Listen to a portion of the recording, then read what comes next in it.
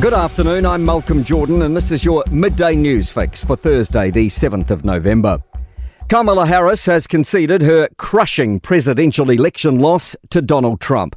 She's been greeted with claps and cheers as she addressed supporters and the nation from the Howard University in Washington, D.C.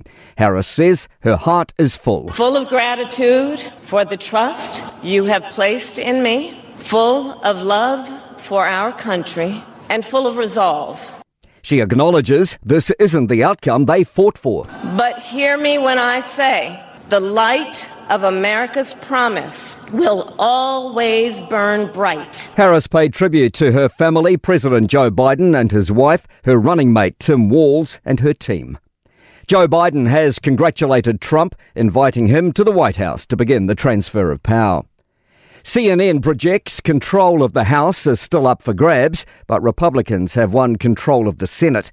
CNN's Wolf Blitzer says it may be the biggest political comeback in U.S. history. Trump made significant gains in nearly every demographic group across the country and now is on track to win the popular vote as well, something he failed to do in his previous two presidential runs.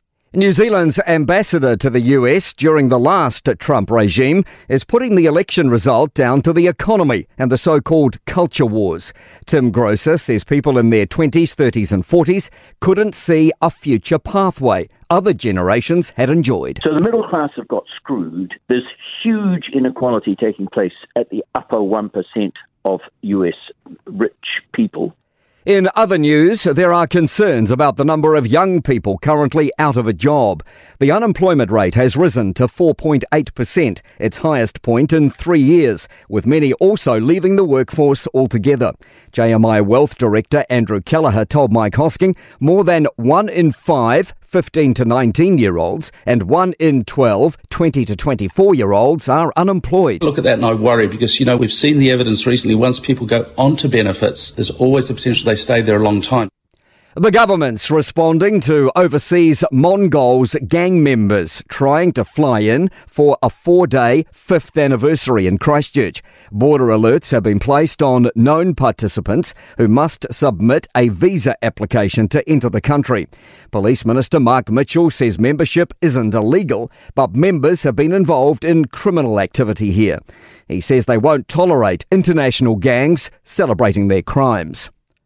Frustration for investigators facing the suppression of key facts on Northland's pylon collapse in June. The business desk reports Transpower was frustrated getting information from the contractor and the Electric Authority had issues getting information from Transpower. To sport. And available again, Ethan de Groot has been unable to break into the All Blacks 23 for Saturday's test against Ireland. The loosehead prop has been left out despite serving his penance for failing to meet team standards last week.